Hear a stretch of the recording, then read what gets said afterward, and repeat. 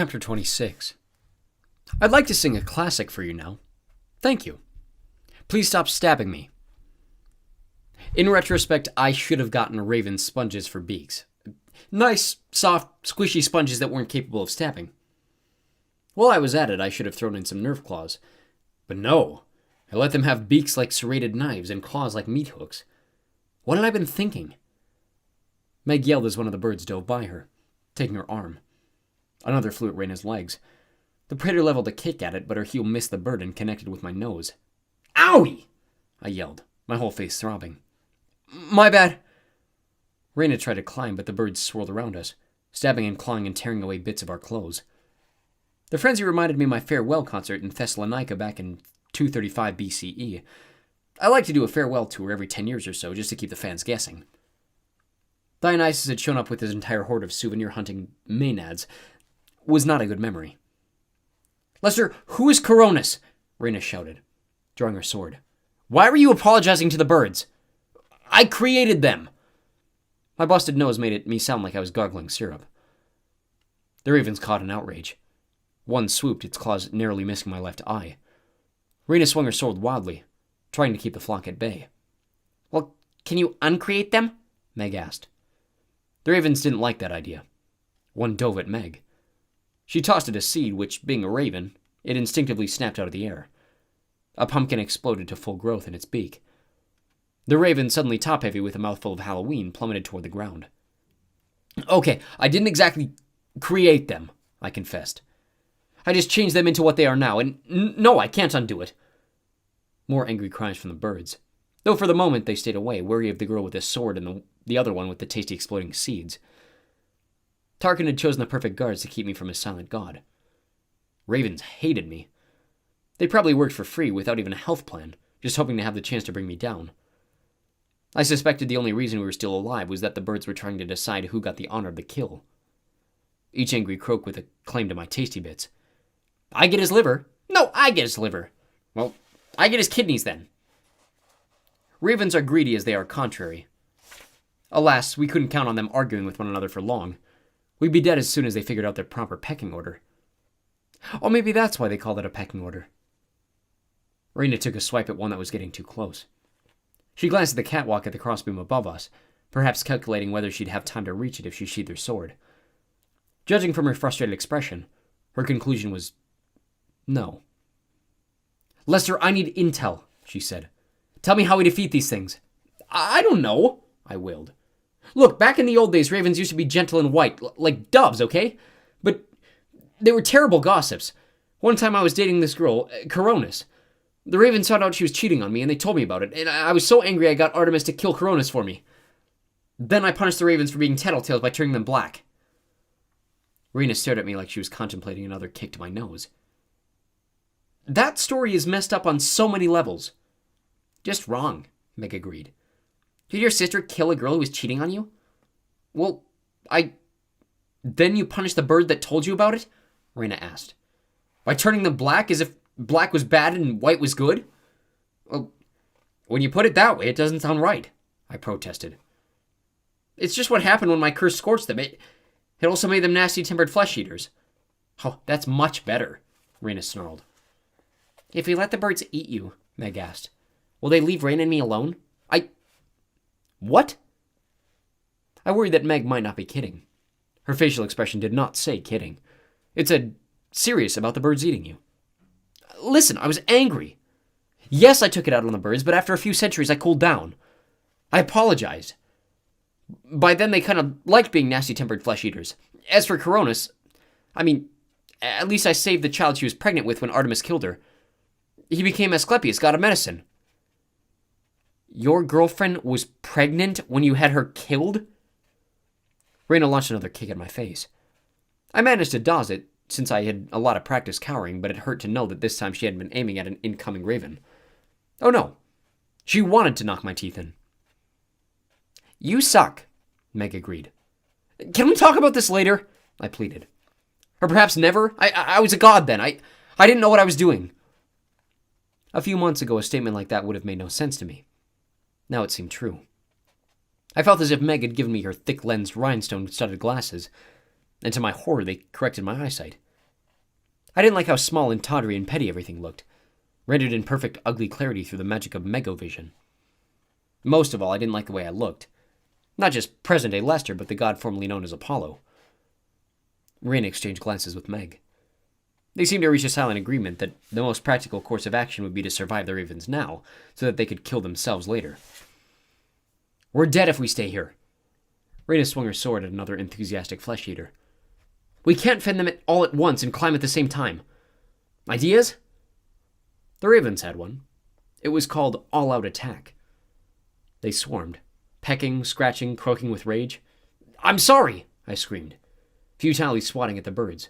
I'm sorry! The ravens did not accept my apology. Claws ripped my pant legs. A beak clamped onto my quiver and almost pulled me off the ladder, leaving my feet dangling for a terrifying moment. Raina continued to slash away. Meg cursed and threw seeds like party favors from the worst parade float ever. A giant raven spiraled out of control, covered in daffodils. Another fell like a stone, its stomach bulging in the shape of a butternut squash. My grip weakened on the rungs. Blood dripped from my nose, but I couldn't spare a moment to wipe it away. Raina was right. If we didn't move, we were dead, and we couldn't move. I scanned the crossbeam above us. If we could just reach it, we'd be able to stand and use our arms. We'd have a fighting chance to, well, fight. At the far end of the catwalk, abutting the next support pylon, stood a large rectangular box like a shipping container. I was surprised I hadn't noticed it sooner, but compared to the scale of the tower, the container seemed small and insignificant. Just another wedge of red metal. I had no idea what such a box was doing up here. A maintenance depot? A storage shed? But if we couldn't find a way inside, it might offer us shelter. Over there, I yelled. Rena followed my gaze. If we can reach it, we need to buy time. Apollo, what repels ravens? Isn't there something they hate? Worse than the Steelers? They don't like daffodils much, Meg observed. And another flower-festooned bird went into a tailspin. We need something to drive them all away, Rena said, swinging her sword again. Something they'll hate worse than Apollo. Her eyes lit up. Apollo, sing for them! She might as well have kicked me in the face again. My voice isn't that bad, but You used to be the god of music, right? If you can charm a crowd, you should be able to repulse one. Pick a song these birds will hate. Great. Not only had Rena laughed in my face and busted my nose, but now she was requesting we bring the boom. Still, I was struck by the way she said, I used to be a god. She didn't seem to mean it as an insult. She said it almost like a concession, like she knew what a horrible deity I'd been. But I held out hope that I might be capable of being someone better, more helpful, maybe even worthy of forgiveness. Okay, I said. Let me think. The ravens had no intention of letting me do that. They caught and swarmed in a flurry of black feathers and pointy talons.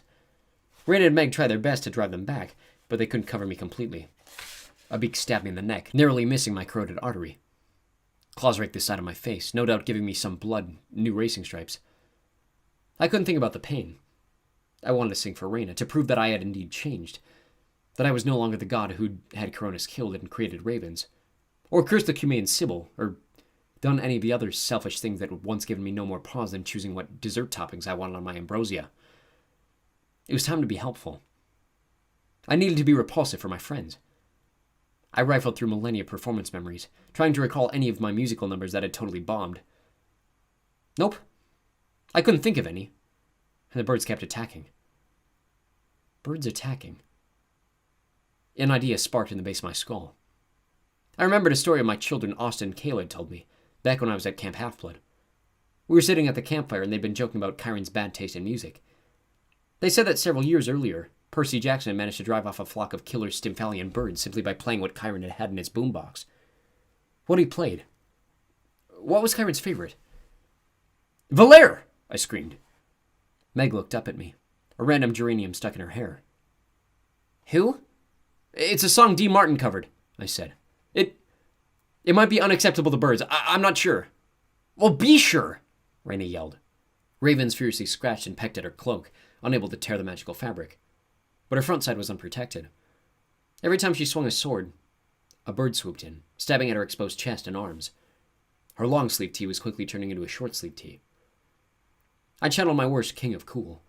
I imagined I was on a Las Vegas stage. a line of empty martini glasses on the piano behind me. I was wearing a velvet tuxedo. I just smoked a pack of cigarettes. In front of me sat a crowd full of adoring tone-deaf fans. "Volare!" I cried, modulating my voice to add about 20 syllables to the word. "Whoa! Oh!" The response from the ravens was immediate. They recoiled as if we'd suddenly become vegetarian entrees.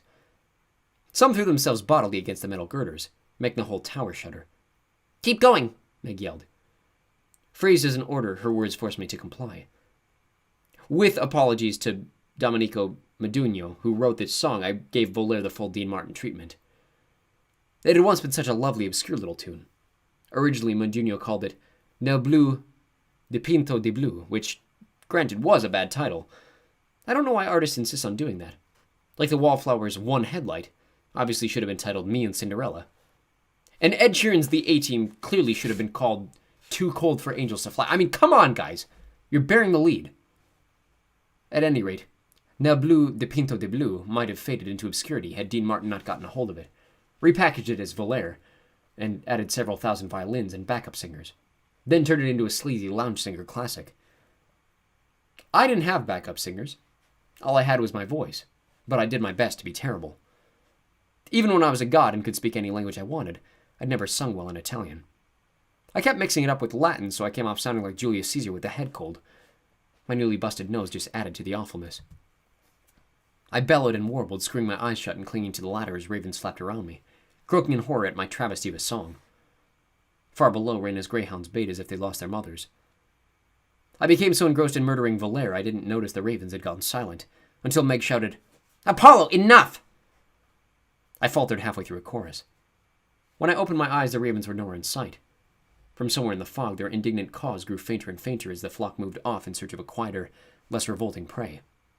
"My ears," Raina complained. "Oh gods, my ears will never heal." "The ravens will be back," I warned. My throat felt like the chute of a cement mixer. "As soon as they manage to purchase enough raven-sized noise-canceling headphones, they'll be back. Now climb!